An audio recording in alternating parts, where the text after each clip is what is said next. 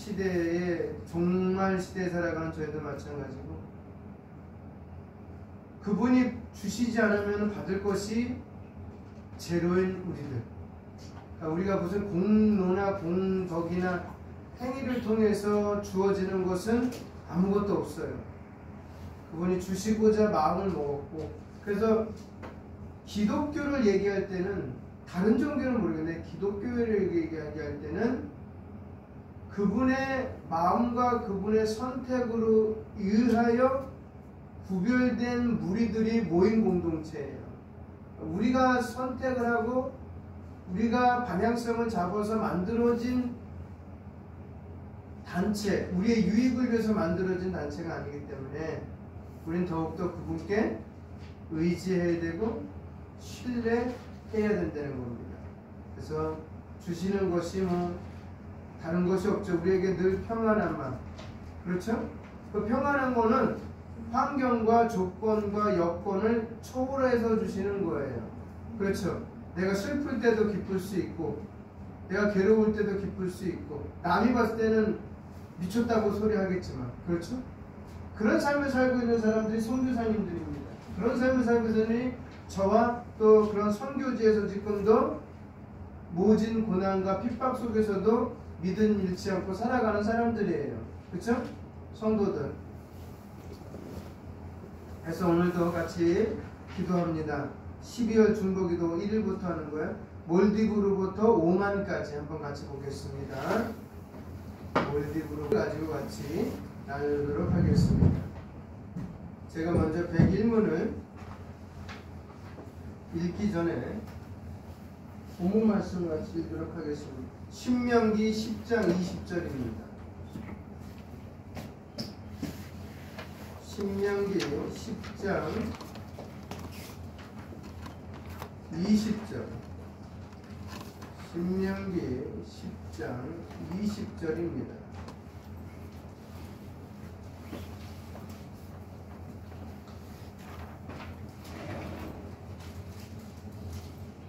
신명기 10장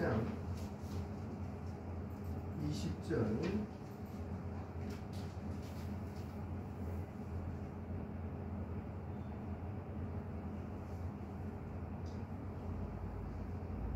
같이 읽겠습니다. 시작. 내 하나님 여호와를 경외하며 그를 섬기며 그에게 의지하고 그의 이름으로 맹세하라.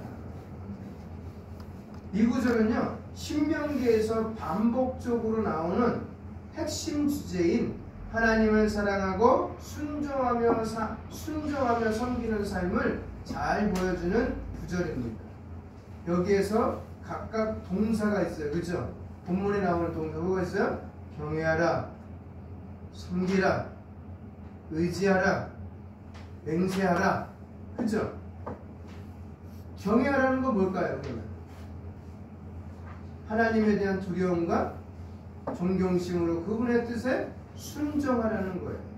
그 다음에 섬기라, 이 말은 하나님을 삶의 중심에 두고 그분께 순종하며 헌신하라는 명령이에요.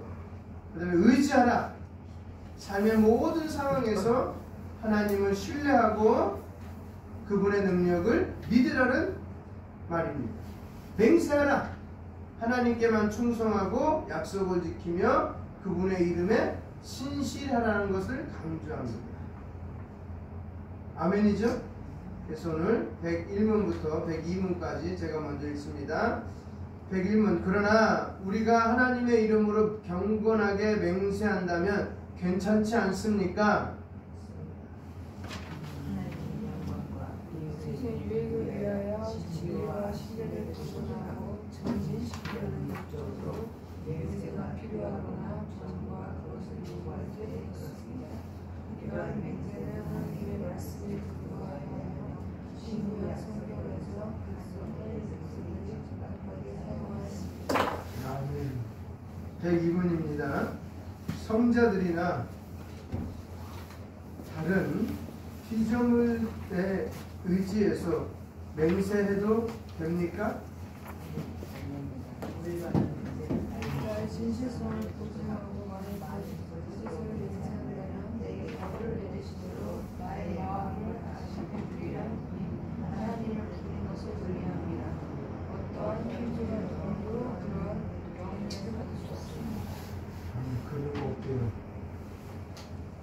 다른 맹세입니다. 다른 맹세. 다른 맹세.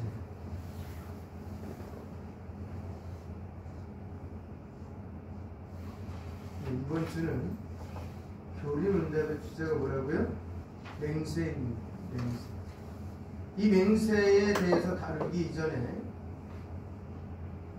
맹세의 정의, 성경에서 말하는 맹세가 뭘까?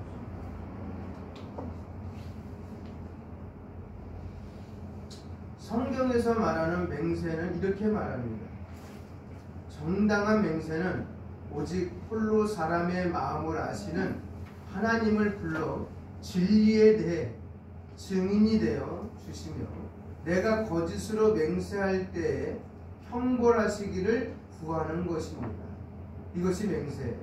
더 쉽게 말하면 성경이 말하는 맹세는 나의 말이 진실됨을 증명하기 위해서 하나님을 증인과 심판자로 부르는 거야. 내 말이 진짜인지 가짜인지를 어떻게 해요? 드러내기 위해서 하나님을 뭐로요? 증인과 심판자로 부른다는 것이 이게 맹세예요. 이 맹세는 구약 성경에 아주 자주 등장합니다. 성경의 인물들을 중요한 일이 있을 때 하나님의 이름을 불러 그분을 증인으로 삼았습니다. 대표적인 게 창세기입니다. 창세기 31장 35절 53절을 보겠습니다. 창세기 31장 53절 창세기 31장 53절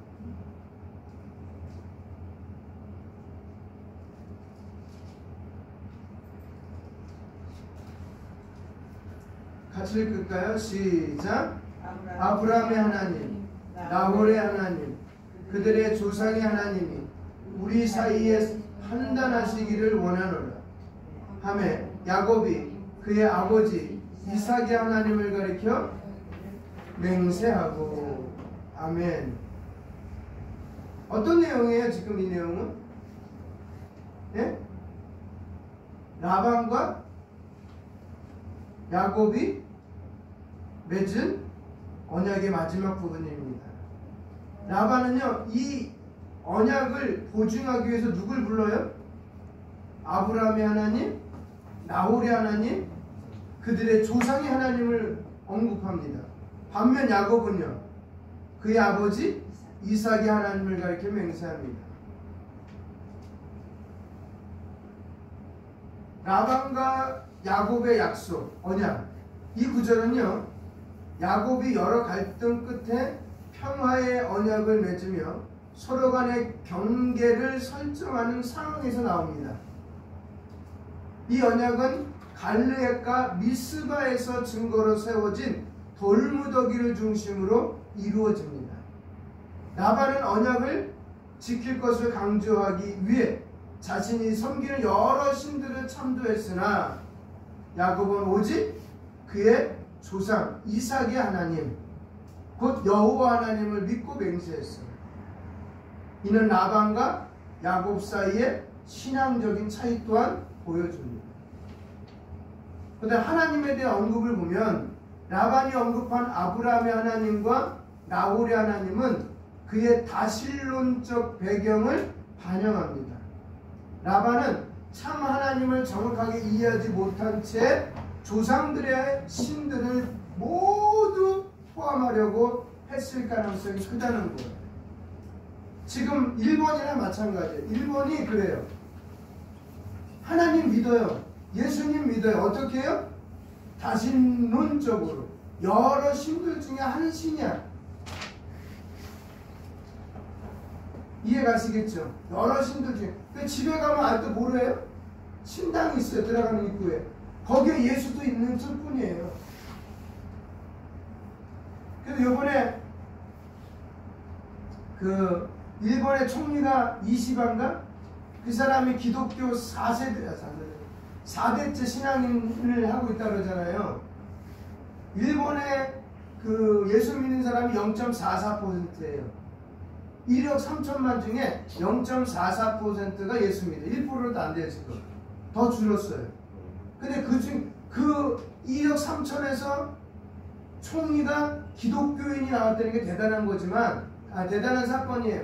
근데 그 4대째 신앙생활 하는데, 이 총리가 되면 하는 일 중에 뭐가 있어요? 그쵸, 야수꾼이 신사에 들어가서 절하는 거예요. 그리고 재물 바치는 거예요. 어느 교수님이 그런 얘기를 하시더라고요.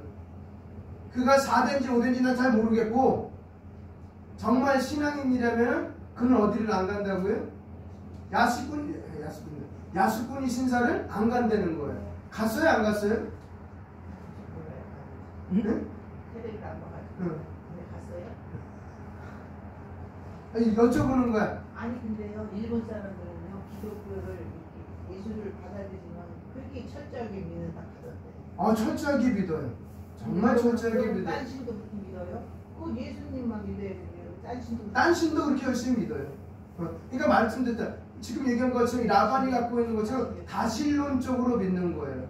우리도 기독교 들어오기는 다신론이잖아요. 해에게도 빌고, 달에게도 빌고, 별에게도 빌고, 나무에게도 빌고, 돌에게도, 물에, 이런 모든 것 중에 어떤 거 하나 맞이겠지. 그쵸? 그 중에 하나 맞은다면 나를 도와주겠지. 반면 뭐예요? 야곱은 단호하게 무슨 하나님이요? 이삭의 하나님. 누구의 이삭이? 야곱에게 있어서 아빠잖아요. 아빠. 자기를 낳아준 아빠.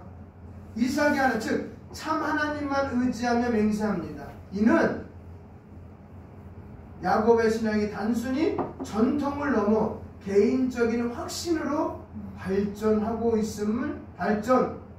발전했음을 의미합니다. 그래서 라반과 야곱 간의 언약은요, 인간적인 평화 조약인과 동시에 하나님의 주권 안에서 이루어진 사건입니다. 하나님께서 이 관계를 지켜보시고 판단하실 분이라는 고백은 하나님의 초월적 주권을 강조하는 거예요. 또한 야곱이 하나님만을 가리켜 맹세한 것은 하나님께 대한 절대적인 신뢰. 그분이 아니거든. 이 야곱과 이삭의 아빠 누구예요? 이삭의 아빠 누구예요? 아브라함이잖아요. 아브라함이 몇 살 때 죽었어요? 175세 때 죽었잖아요. 그렇죠? 아브라함이 이삭을 낳을 때가 몇 살이에요? 100세잖아요. 그럼 몇 년 동안 같이 있었어요? 75세. 이삭은 몇 살 때 결혼했어요? 40살. 그러면은 결혼하고 나서 애 낳잖아요. 그럼 몇 년 동안 아브라함과 같이 있었어요? 야곱은 할아버지하고 35년 동안.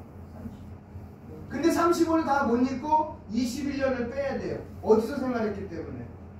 라반의 집에서. 그럼 35년에서 21년 빼면은 14살까지는 누구 밑에 있었다는 거냐? 할아버지 밑에 누구의 교육을 받은 거예요? 이스라엘의 하나님이 어떤 분인지를 들었다는 거예요. 그러니까 우리가 성경을 창세기 노아 홍수 얘기 나오잖아요. 노아는 누구의? 아담의 10대 손이에요. 그걸 계산해 보면은 아담이 살아있을 때 노아도 있었다는 거예요. 그럼 노아는 직접 누구에게 들은 거예요? 하나님의 그 천지 참수 사건을 그냥 쉽게 말하면 할아버지에게. 그래서 신앙은요, 할아버지 할머니들이 잘 갖고 계셔야 돼요. 엄마 아빠는 바빠. 옛날 농경사 할 때, 지금도 마찬가지지만 할머니 할아버지에게 많이 맡기거든요. 요즘도. 그때 어떻게 기른다고요? 할머니 할아버지가 믿음으로 그래. 그래서 디모데 전서에 보면은 디모데가 누구의 신앙을? 외조모의 신앙을 전수를 받은 거예요. 그래서 그 가문이 좋다고 바울은 칭찬하신 거예요. 여자 쪽이 믿음이 좋은가 봐요. 그래서 남자 쪽보다.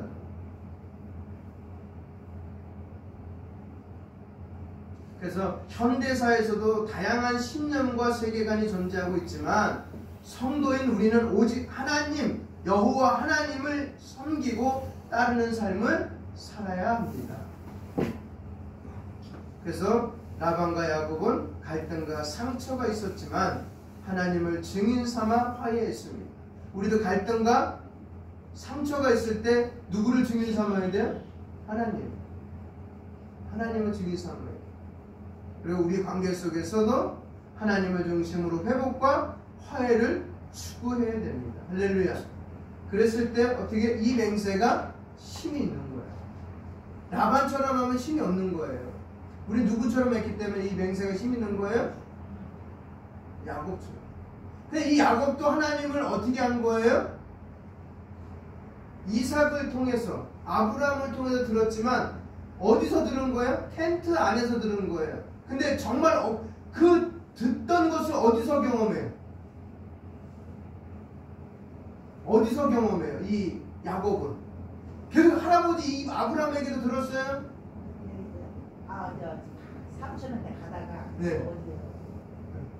그렇게 잘 몰라요. 근데 그 가서 자는데 네. 하나님이 계시다는 걸 알았잖아요. 그렇지. 여기도 계신다. 여기도 계시다. 아버지 집에만 있는 게 아니라 그렇죠. 여기 계시고 자기 가 있는 데는 어디든지 하나님이 계시다는 걸. 그렇죠. 베델에서 만난 네. 거예요. 예.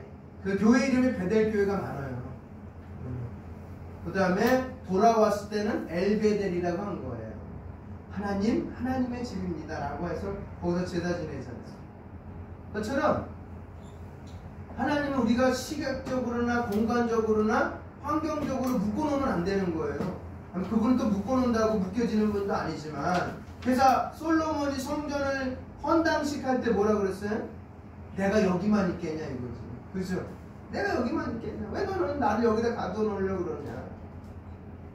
야곱처럼 어떻게 해요? 그런 고백이 하나님은 뭐요? 이 광야 같은 아무것도 없는 것 같은 데 계시구나. 나 혼자인 줄 알았는데 그분은 나와 함께 계셨구나 하면서 깨달은 것보다 체험을 한 거죠. 경험을 한 거예요. 그런 것이 하나씩 뭉치고, 또한 뭐요? 라반 삼촌에서 21년 동안 14년은 누구 때문에 뭐를 위해서 하는지 아시죠? 7년 동안은 그냥 있었다가 이 나머지 14년은 뭐 한 거예요? 아내를 위해서 헌신한 거예요.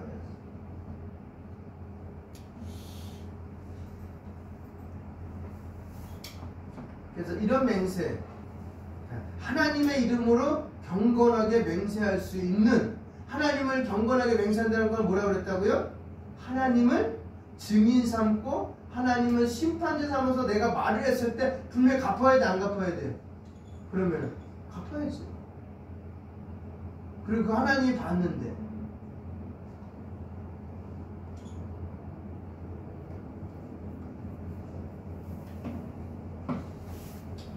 그 다음에 또 한 구절이 뭐냐면 사무엘상 24장 볼까요? 사무엘상 24장.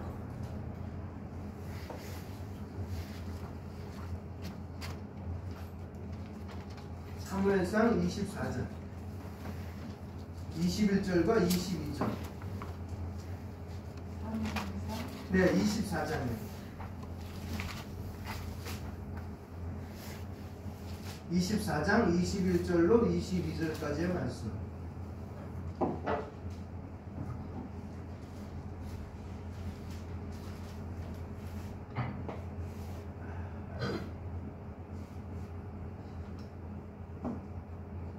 같이 읽을까요? 시작. 그런즉 시작.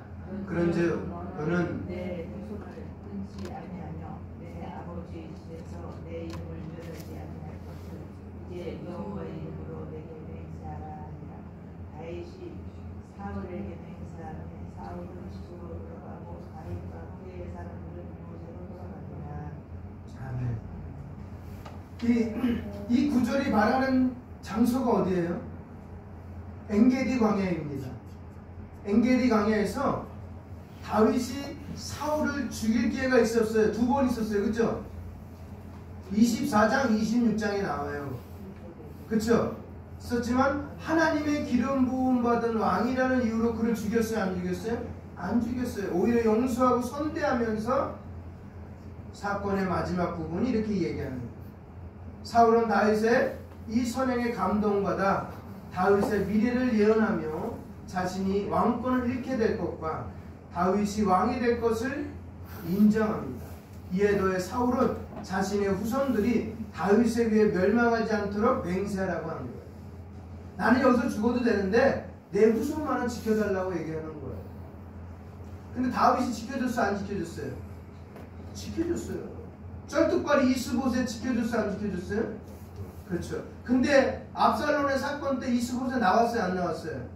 못 나왔어요. 못 나왔다고 말해야 되는지 안 나왔다고 말해야 되는지 모르겠어요. 왜냐면 쩔뚝발이니까 누군가가 데리고 가야 되는데 데리고 오는 사람이 없다는 거지. 그래서 어쩔 수 없이 자기 거기 있었다고 말했지만 다윗은 진노하잖아요. 아니 그 진노도요. 네. 그 사울 그 아들 압살롬. 그 신하가 가서 네. 거짓말을 했잖아요. 네. 그러니까 더 진노를 한 거예요. 왜 너는 안 나오고 있었냐? 네. 그 신하가 잘못한 거지. 다윗한테 먹을 걸 가져가면서 네. 자기 주인이 안 나온 거를 거짓말을 했잖아. 그래도 다윗은 전체적인 그림을 보고 진노한 거예요. 근데 이제 그 사람은 자기가 다윗이 돌아오기 전까지 씻지도 않고 옷도 안 갈아입고 자기는 스스로 그렇게 자기 몸이 그래서 못 갖고 오기 때문에 그랬잖아. 그렇죠. 자기 몸 상태가 진짜 안 좋았어요. 근데 주위 그 신하가 잘못했어. 밑에 사람이 거짓말해가지고. 그렇죠. 거짓말. 근데 이제 다윗은 그렇게 봤는데, 그러니까 우리들은 그렇게 봤는데 다윗은 그래도 나오라고 나와서 자기와 함께할 줄 알았다고 생각을 했던 거예요. 그러니까 뭐 서로 생각이 약간 견해 차이가 있을 수 있는데, 그래도 다윗은 끝까지 약속을 지켜. 제가 주장하고 싶은 건 지금 끝까지 약속을 지켰다는 거예요. 끝까지. 그러니까 사울의 여기서 얘기하는 게 뭐, 사울이 요청한 건 뭐예요? 그래서 내 아비 집에서 내 이름을 멸하지 말아라. 그땐 다윗은 뭐라고 해요? 예? 다윗은 뭐라고 해요? 그래, 그러겠다라고 얘기를 합니다. 그렇죠. 그래서 다윗은 사울을 직접 대하지 않고 하나님의 때를 기다리며 왕권을 하나님께 맡기는 신앙적인 태도를 보여주고 있습니다. 이 사건은 다윗이 하나님과 사람 앞에서 신뢰받는 리더로 성장하는 과정 속에 있음을 보여주고 있습니다.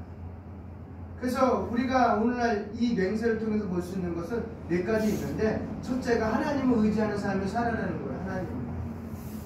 다윗은 사울을 죽일 기회를 잡지 않고 하나님의 주권과 섭리를 믿었습니다. 우리도 인생의 중요한 선택에서 하나님의 인도하심을 신뢰하고 인간적인 방법으로 문제 해결을 하려 하지 말자. 그리고 용서와 화해가 있어야 된다. 다윗은 자신을 죽이려 했던 사울을 용서하고 선대했습니다. 이처럼 우리도 복수심이나 원망을 내려놓고, 사실 이 복수심과 원망이 우리 인생을 다 갉아먹어요. 그래도 나온 게 뭔지 알아요? 연세 드신 분이 돌아가시기 직전에 하는 거에 껄이 나온 거예요. 그래도 용서할 걸, 그래도 사랑할 걸. 왜? 이제 시간이 얼마 안 써. 근데 그분만 시간이 없는 게 아니라 우리들도 없어요. 많은 것 같지요? 아니요. 돌아보세요. 후딱 가요.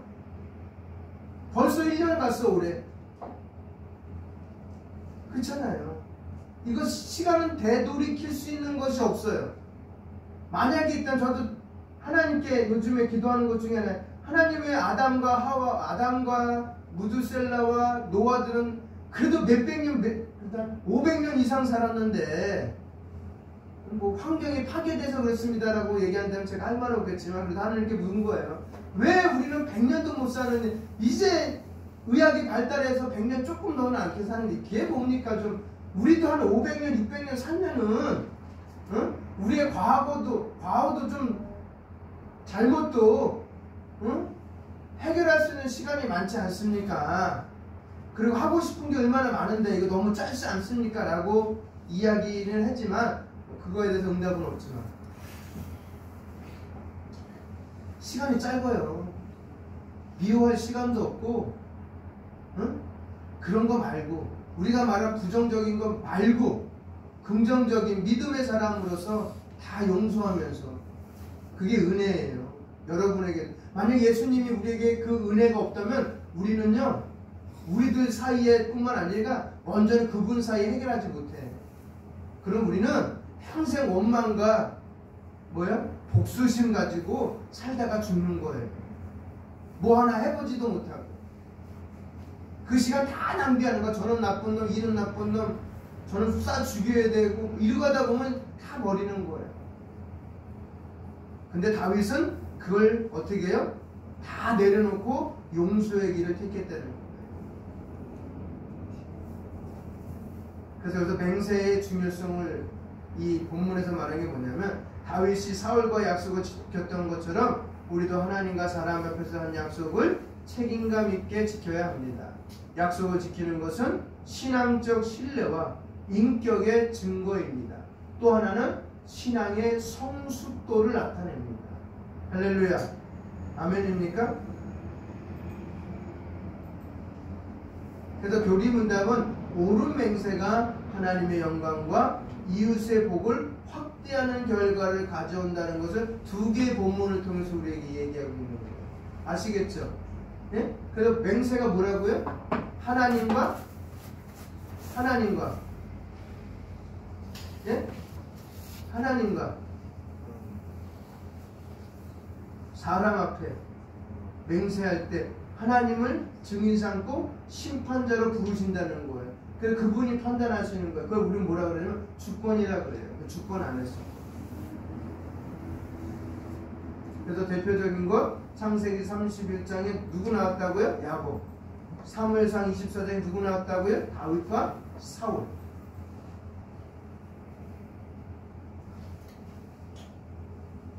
그래서 우리는 두 가지를 지적하고 있어요. 첫 번째는 맹세를 함부로 하지 말아라. 뭐라고요? 맹세를 함부로 하지 말아라. 진짜 함부로 하지 말아야 돼요. 마치 우리가 무슨 일을 책임지고 이룰 수 있는 것처럼 맹세를 남발하지 말라고 말씀하십니다. 우리는 우리 자신의 머리카락도 뜻대로 하지 못하는 자임을 잊지 말아야 돼요. 그렇죠? 요번에 눈 올 때 우리가 할 수 있는 게 아무것도 없어요. 아무것도 없어요. 눈이 너무 많이 와서 차가 안 움직여. 차가 안 움직여. 염화가시면 뿌리잖아요. 그거 뿌릴 때 뿐이야. 그 위에 또 쌓이는 거야. 그래, 할 수 있는 게 아무것도 없어요. 어디 가지도 못하고. 이게 인간의 한계야. 인간이 가지고 있는 여러 가지 도구들도 자연 앞에는 무능하는 거예요. 아무리 뛰어난 슈퍼컴퓨터를 갖고 있을 기상청도 이번에 틀렸잖아요. 뭐 매번 틀릴 때도 있고 맞을 때도 있지만 그게 인간의 한계예요. 머리카락 하나도 희귀할 수 없고 셀 수 없는 것이 우리예요. 그러니 잘난 체하지 마시기 바랍니다. 늘 겸손해야 돼요. 그렇다면 어떤 일에 대해서 함부로 장담하지는 못할 것입니다. 두 번째는 성도의 언행에 신뢰가 있어야 한다고 말합니다. 맹세를 하는데 그 맹세를 남발하지 말아야 되고 신뢰성이 있어야 돼요. 그래서 맹세를 남발할 수밖에 없는 것은 맹세를 하지 않으면 내 이웃들이 내 말을 믿어주지 않기 때문입니다. 이것은 말을 하고 있는 자가 얼마나 신뢰를 받지 못하고 있는가를 보여주는 것입니다. 주님은 성도가요, 이러한 상태로 들어가서는 안 된다고 명령하십니다. 성도는 말에 신뢰성이 있어야 합니다. 평소에도 진심을 말하고 말한 것에 대해서는 책임을 져야 합니다. 그렇지 않고 언행의 경솔함과 거짓이 가득한다면 그것은 성도로서 부적합한 일이며 하나님께서 진노하실 만한 일입니다. 그러니까 성도로서 맹세를 하지 말고 두 가지가 뭐예요? 함부로 하지 말고 언행의 일치를 보여요.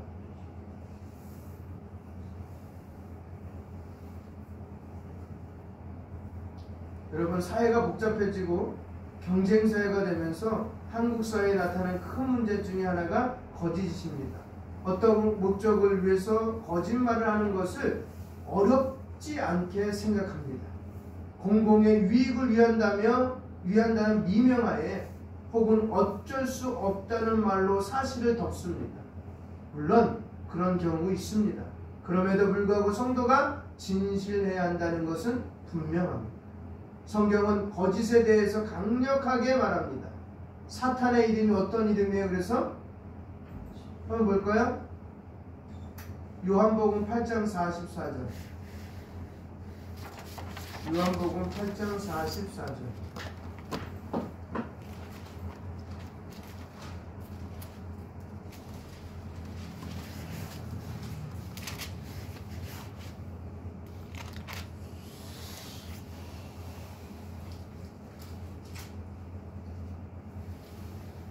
같이 읽겠습니다. 시작. 너희는 너희 아비 마귀에게서 예. 났으니 너희 아비의 욕심대로 너희도 행하고 자랍니다.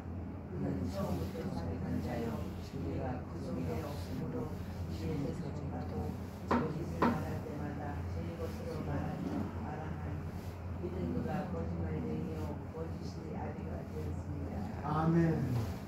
이렇게 거짓말하는 것은 누구의 아들이라고 이야기하는 거예요? 자기 자신을? 사탄의 자식이라고 얘기하는 거예요. 그래서 너희 아비 마귀에서 났으니, 이 말은 예수님께서 당시에 종교 지도자들에게 하신 강한 책망으로 그들이 마귀의 성품을 닮아 행동하고 있음을 지적하는 거예요. 그거 버리라고 얘기하는 거예요. 그는 너 암덩어리 있으니까 뭐 하려는 거예요? 뛰어내라고 얘기하는 거예요. 똑같은 거예요. 그 당시 지도자들이 미운 게 아니라 강력한 메시지는 너 거기서부터 나와 이거예요. 우리 메시지 중에 부모하고 자녀 간에 메시지 중에 이거 있잖아요. 나가 죽어! 그게 나가 죽으려는 거예요? 네? 너는 내 새끼 아니야! 그게 내 새끼가 아니에요? 그 메시지 지금 뭐가 있어요? 내가 너를 그만큼 사랑하는데 그 사랑이 그것밖에 안 되냐? 응? 더 안 되냐? 이거예요. 더 할 수 없냐? 이거예요. 성경에도 그래요. 자녀들은 부모를 뛰어넘으라고 그랬어요. 제자도 스승을 뛰어넘으라고 그랬어요.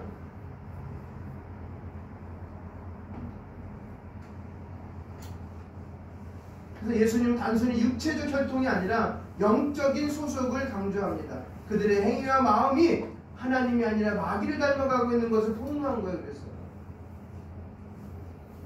그래서 마귀의 특성을 보니까 본문에서 두 가지를 얘기해요. 첫 번째 뭐예요? 처음부터 살인한 자다. 이게 어떤 사건이에요? 그렇죠. 가인과 아벨 사건.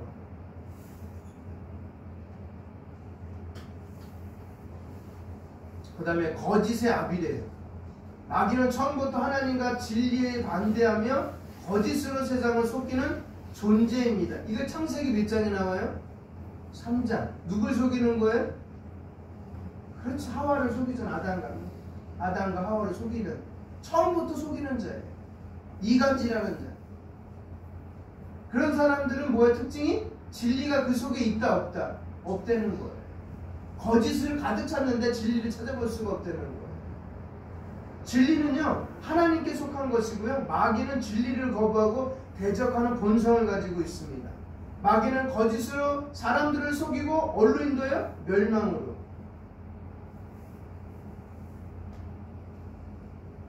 그러면 우리는 어디에 소속이 돼야 돼요? 영적으로는요? 진리에. 그렇죠? 우리 진리에 소속되어야 되잖아요. 인간은 중립적인 존재가 아닙니다. 누구나 영적으로 하나님께 속하거나 마귀에 속해요. 둘 중에 하나예요. 예수님을 믿고 진리를 따르는 자는 하나님께 속하고, 진리를 거부하고 죄를 따르는 자는 마귀에게 속한 거예요. 그래서 우리는 마귀가 가지고 있는 이 본질에 대해서 늘 경계해야 돼. 우리도 혹시 있지 않나? 근데 우리가 있어요, 없어요? 예배소서 말씀해 보니까 있어요, 없어요? 있었는데 그거 다 해결해 주셨잖아요. 전에는 이랬는데 이제는 이렇게 됐다고. 그죠? 2장 1절로 9절까지 한번 보세요. 잘 살펴보세요. 전에는 우리의 전 상태를, 진리가 없는 상태를 얘기해 주다가 예수님이 우리 안에 내가 중생한 게 아니에요. 예수가 나를 중생케 한 다음에, 다시 말해 거듭나게 한 다음에 이제는 이라는 표현을 쓴 거예요. 이제는 내 안에 뭐가 없다는 거예요? 마귀의 본질이 없다는 거예요. 그러면서 이제 너희는 어디 안에 거하라? 진리 안에 거하라. 그래서 예수님은 요한복음 8장에 이렇게 말합니다. 진리를 알지니 진리가 너희를 어떻게 한다? 자유케 하리라. 이 자유케 하리라는 것은 모든 것으로부터 해방받는 거야. 그러니까 어려워도 기쁜 거고요. 슬퍼도 기쁜 거예요. 바보처럼. 그래서 오른쪽을 떼면 왼쪽도 낼 수 있는 거고요. 오리를 가라면 심리도 갈 수 있는 거고요. 걷어달라면 속옷도 줄 수 있는 것이 그게 자유한 자의 모습이에요. 그 자유한 자는 집이 어디 있는 거예요? 히브리서 말씀을 보니까 집 없어요. 나그네라고 표현하고 있어요. 나그네에게 거칠 게 있어요, 없어요? 없어요. 오늘 여기다가 텐트 걷어서 동쪽으로 갈 수도 있고 서쪽으로 갈 수도 있고 북쪽으로 갈 수도 있고, 어? 그래서 예배는 여기가 좋사오니가 아니에요. 광야교회를 한번 보세요, 여러분. 구약에 열심히 딱 뻘뻘 흘려갖고 텐트 쳐놓고 12지파 다 했고, 근데 여기가 좋사오니 그랬더니, 좋사오니 하고 예배 드릴 때 뭐가 있었어요? 불기둥과 구름기둥이 있었어요. 그 자리에 딱 서서 이제 다 지고 했더니 다 저하고 예배 드리려고 했더니 갑자기 또 움직여. 그러면 그 예배당이 움직이는 거야, 안 움직이는 거예요? 움직이는 거야. 내 형편을 고려하지 않아요, 하나님은. 누구 형편을 고려하는 거야? 자신의 주권만 주장하는 거예요. 그럼 또 우리는 따라가는 거 어쩔 수 없어요. 또 다시 짐 싸고 불평불만하고 또 따라가는 거예요. 그래서 제가 말씀드렸잖아요. 지금까지 잘못을 보고 회개하지 말고 뭐라고요? 지금 있는 그대로 모습을 내려놓고 갑니다. 따라가는 거예요. 그러다 보면 내가 점점 뭐가 되는 거야? 성화되어 가는 거예요. 아멘입니까? 그래서 우리는 거기 안에서 자유함을 드리는 거예요. 뭘 구속받지 말고.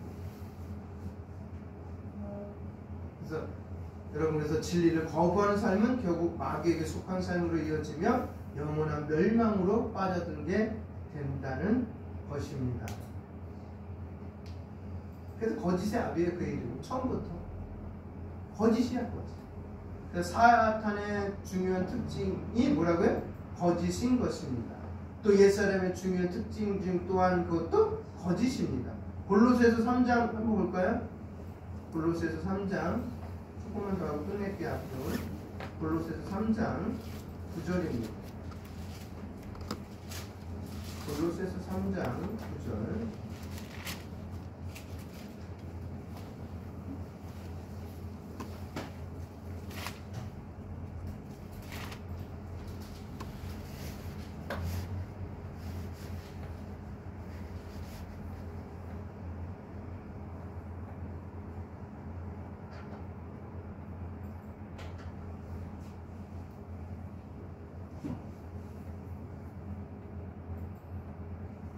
같이 읽겠습니다. 시작. 너희가 서로 거짓말을 하지 말라.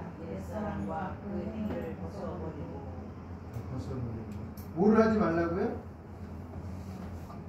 거짓말을 하지.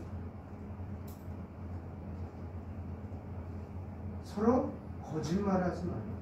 이게 예배소에서 동일하게 나오잖아요, 그렇죠? 거짓의 입술을 버리고, 그렇죠? 이 구절은 그리스도인들에게 진실된 삶을 살 것을 명령한 거예요. 뭐뭐하지 말라, 동사잖아요. 그러면서 명령형이에요. 거짓말은 죄의 한 형태로 하나님께서 원하시는 삶과 반대되는 행동입니다. 그러면서 여기서 뭐를 표현해? 앞에 거짓말을 하지 말는데 어떻게 하지 말라고요? 어떻게 하지 말라고요? 서로. 서로라는 단어는 공동체 내에서 관계를 강조하며 그리스도인들이 서로 간의 신뢰와 진실을 바탕으로 관계를 맺